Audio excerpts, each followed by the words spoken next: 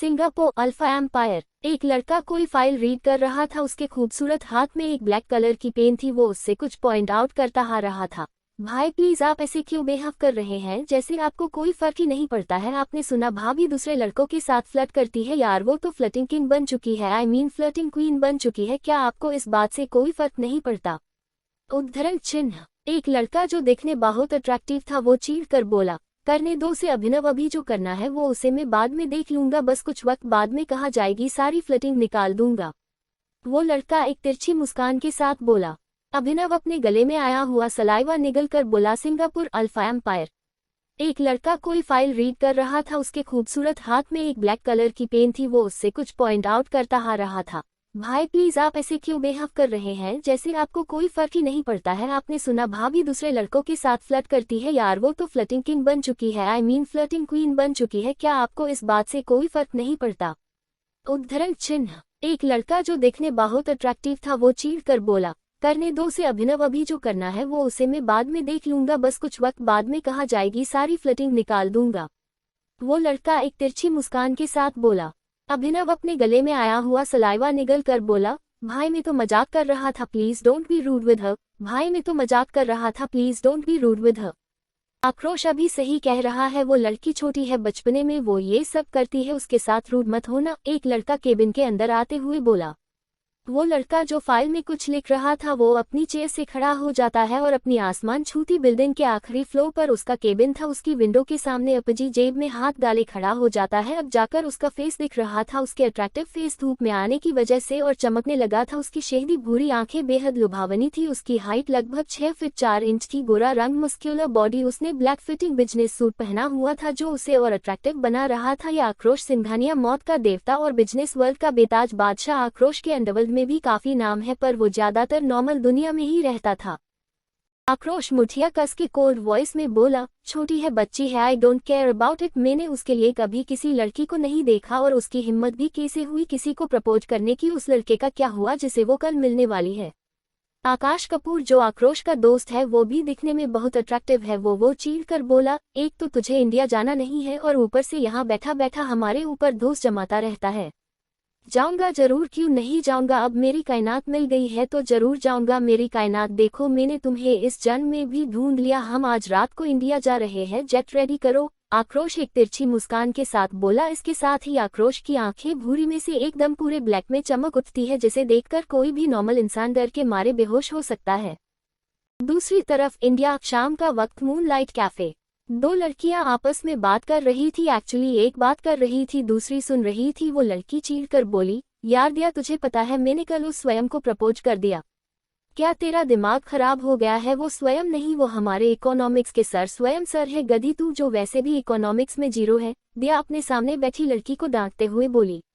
सामने बैठी लड़की जिसका नाम कायनात अरोड़ा है। कायनात दिखने में किसी अप्सरा को भी पीछे छोड़ दे उतनी खूबसूरत वो। उसकी काली गहरी आंखें बेहद अट्रैक्टिव थी, उसके साथ उसकी लंबी पलकें जो किसी की भी धड़कने बढ़ा दे। उसकी हाइट 5 फीट 3 इंच थी और शरीर में थोड़ी सी भरी हुई, इन शॉर्ट हम उसे चबी कह सकते हैं, पर बहुत ही प्यारी। कायनात के बल उसकी कमर से नीचे तक थे, लंबे घने और सिल्की बाल जिसका उसने इस वक्त मेसी बन बनाया हुआ था और कुछ लेते उसके गालों और आंखों पर आ रही थी। दिया मेहरा कायनात की दोस्त, वो भी खूबसूरती में बिल्कुल कम नहीं थी। वो कायनात को घूर रही थी और कायनात आराम से अपना रेड वेलवेट केक एंजॉय कर रही थी। दिया उसके माथे पर चपत लगाकर बोली, कायू तू सुन भी रही है कि नहीं मैं क्या बोल रही हूँ? तेरे होने वाले पति को क्या जवाब देगी तू कि तूने कितनी लफंटरगिरी करी है? और अंकल के बारे में तो सोच, क्या होगा जब उन्हें पता चलेगा तो क्या सोचेंगे वो? कायनात एक कड़वी मुस्कान के साथ बोली, क्या बोलेंगे, कुछ बोलते ही तो नहीं है वो। उन्हें मेरी फिक्र होती तो मैं आज ऐसी नहीं होती। मैं जैसी भी, उसने हाथ तो उनका ही है, ज्यादा खेर छोड़ उनकी बात, मेरे होने वाले पति की बात करते हैं। पता नहीं वो भी कहे और मुंह मार रहा होगा, कमीना। कायनात की बात सुनकर दिया को हंसी आ जाती है। वो दोनों वहां से निकल जाती है। अब तक रात हो गई थी लगभग। अरोड़ा मैंशन। कायनात की कार मैंशन के आगे आकर रुकती है। वह उस बड़े से घर को देखने के बाद बिना किसी भाव के अंदर चली जाती है। वो डे से ही ऊपर की तरफ जाती है। उसके कानों में एक भारी आवाज पड़ती है, वही रुक जाओ कायनात। कायनात बिना किसी भाव के रुककर पीछे मुड़कर देखती है जहां पर एक 55 साल का आदमी खड़ा था। वो आदमी 55 की एज में भी काफी फिट और हेल्थी लग रहा था। यह है धनराज अरोड़ा, कायनात के पिता। इन दोनों की ही आपस में नहीं बनती, वो क्यों, ये हम आगे जागेंगे। धनराज जी कायनात के पास जाकर उसे घूरते हुए बोले, पता चला मुझे तुमने क्या किया, अपने सर को प्रपोज करते हुए तुम्हें शर्म नहीं आती?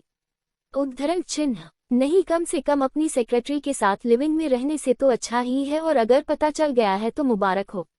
इतना कहकर कायनात रूड एक्सप्रेशंस के साथ वहां से अपने रूम में चली जाती है। धनराज जी गुस्से से उसे घूरते हुए बार एरिया में चले जाते हैं। कायनात अपने रूम में जाकर अपना बैग सीधा सोफे पर फेंककर वॉशरूम में घुस जाती है। वो अपना क्रॉप टॉप निकाल कर मिरर के सामने खड़ी हो जाती है। तभी उसकी नज़र अपने सीने पर बने एक बर्थ मार्क पर पड़ती है जिसमें कोई नाम लिखा हुआ था, पर वो ठीक से शो नहीं हो रहा था, बस यही दिख रहा था। कायनात उसे पर अपने हाथ से छूते हुए बोली, कौन हो तुम मिस्टर ए? क्या रिश्ता है हमारा? क्यों तुम हो दिल पर? तुम्हारे सपने मुझे रात रात भर सोने नहीं देते हैं। मैं किसी की होना चाहती भी तो नहीं हो पाती। क्यों, क्या इसके पीछे तुम हो? बस एक बार मिल जाओ मुझे, मैं तुम्हारा कचुम्बर बना दूंगी। देखने सड़े हुए मिस्टर ए। कायनात फ्रेश होकर सोने के लिए बेड पर लेट जाती है। उसे कुछ ही पल में नींद आ जाती है। कुछ देर बाद कायनात एक जंगल में थी। वो आसपास देख रही थी। उसे उस घने जंगल में बहुत डर लग रहा था। वो चारों तरफ भाग रही थी पर उसे अंधेरे के अलावा और कुछ नहीं मिल रहा था। तभी उसे अपने पीछे किसी जानवरों की आवाज आती है। वो डरते हुए पीछे मुड़कर देखती है तो उसके पीछे बहुत सारे लाल आंखों वाले भेड़िए थे जो अपनी लार टपकाते हुए उसे ही देख रहे थे। कायनात अपने कदम धीरे धीरे पीछे लेते हुए बोली, ए पीछे हटो गंदे सुअर देसे भेड़ियों, तुम्हारे घर माँ बहन नहीं है क्या जो मुझे देखकर ऐसे लार टपका रहे हो कमीनों? वो भेड़िए जैसे उसकी बात सुन सकते थे वो लोग कायनात के ऊपर छलांग लगा देते हैं। कायनात जल्दी से भागने लगती है और उसके पीछे वो भेड़िए। कायनात कुछ आगे ही भागी थी कि वो किसी के मजबूत सीने से टकरा जाती है। कायनात उस इंसान के सीने पर अपना सिर रख कर बोली, हे प्लीज हेल्प मी, मेरे पीछे गंदे भेड़िए पड़े हैं, प्लीज मेरी हेल्प करो, मुझे यहाँ से निकालो। तभी कायनात को अपने कमर पर बहुत तेज दर्द होता है। वह अपना सर नीचे करके देखती है तो उस इंसान ने अपने लंबे नाखूनों को कायनात की कमर पर धीरे धीरे घुसा रहा था और उसके कायनात की कमर पर अपनी पकड़ कस ली थी। कायनात अपना सिर उठाकर ऊपर देखती है तो उस इंसान की प्योर ब्लैक आई से उसकी आंखें टकरा जाती है। कुछ पल के लिए कायनात जैसे हिप्नोटाइज हो गई थी। वह बस उसे इंसान की आंखों में देखे जा रही थी, ना ही हिल रही थी और ना ही कुछ मूव कर पा रही थी। वो इंसान तिरछी मुस्कान के साथ कायनात को अपने बेहद करीब करके कायनात की आंखों में देखते हुए उसके होठों पर अपने होंठ रख देता है और पैशन के साथ किस करने लगता है। कायनात उसकी गर्दन पर अपना हाथ रख देती है और उसके बालों को सहलाने लगती है। वह भी उसका साथ देने लगी थी। वह सारे भेड़िए वहां पर आ जाता है। वह लड़का उन लोगों को अपने हाथ से जाने का इशारा कर देता है तो वह सारे भेड़िए बिना आवाज किए वहां से चले जाते हैं। वो लड़का कायनात से दूर होता है। कायनात अभी भी हिप्नोटाइज नजरों से उसे देख रही थी। वह लड़का एक भेड़िए में बदल जाता है। कायनात की आंखों के सामने ही अब जाकर कायनात का हिप्नोटिज्म खत्म हुआ था। वह एकदम से अपने होश में आती है और सामने देखती है वो भेड़िया बाकी भेड़ियों से काफी बड़ा और कद्दावर था। कायनात भागने लगती है पर उससे पहले ही वह भेड़िया कायनात के ऊपर जंप कर देता है और कायनात की गर्दन पर जोर जोर से काटने लगता है। एक जोरदार चीख के साथ कायनात की नींद खुलती है। वो आसपास देखती है तो सुबह हो चुकी थी और वह अपने रूम में ही थी। कायनात अपना सर अपने दोनों हाथों से दबाते हुए बोली, ओ गॉड, फिर से यह सपना, ये भेड़िए किसी दिन मेरी जान लेकर ही मानेंगे। वो अपना सिर हिलाकर फ्रेश होने चली जाती है। वो रेडी होकर अपने कॉलेज के लिए निकल जाती है। उसने एक व्हाइट कलर की क्रॉप टॉप और नीचे ब्लू कलर की डेनिम पहनी हुई थी। वह बहुत क्यूट और सुंदर लग रही थी। उसने नाश्ता नहीं किया था क्योंकि उसे अपने स्वयं सर से प्रपोज का आंसर जो मिलने वाला था। कुछ देर बाद कायनात और स्वयं दोनों ही एक कैफे में बैठे हुए थे। स्वयं राजपूत दिखने में किसी हीरो को भी पीछे छोड़ दे। हाइट 6'2", गेहुआ रंग स्वयं कायनात का सर है जो उसे इकोनॉमिक्स पढ़ाता है। उसी के कॉलेज में कायनात को उस पे नया नया हो क्रश हुआ है और उसने उसे प्रपोज भी कर दिया था। स्वयं अपनी कॉफी पी रहा था। कायनात उसके हाथ के ऊपर अपना हाथ रख कर बोली, तो बताओ ना स्वयं, क्या सोचा है तुमने? स्वयं कायनात के हाथ को देखकर बोला, कायनात यू आर माई स्टूडेंट। तो क्या हुआ सर, वो तो बस 1 साल की बात है, फिर तो नहीं रहूंगी ना, और आप उस बात को क्यों माइंड कर रहे हैं? मैं भी तो नहीं कर रही हूँ ना, be a man so grow up. कायनात स्वयं को रोकते हुए बोली। स्वयं कायनात की बात पर मुस्कुराए बिना नहीं रह पाता। वो बोला, ऑपर कॉलेज में नो शो ऑफ। देन कायनात एक मुस्कान के साथ बोली, रिलेशनशिप प्लानिंग हो रही है, वो भी बड़े भाई से बिना पूछे। इज दैट योर स्वयं? एक कोल्ड आवाज उन दोनों के कान में पड़ती है। कायनात जब ये आवाज सुनती है तो उसके दिल की धड़कनें बेहद तेज हो चुकी थी। वो अपने सीने पर हाथ रख लेती है। कौन है ये इंसान, क्या लगता है आपको? अपना जवाब कमेंट में जरूर बताना।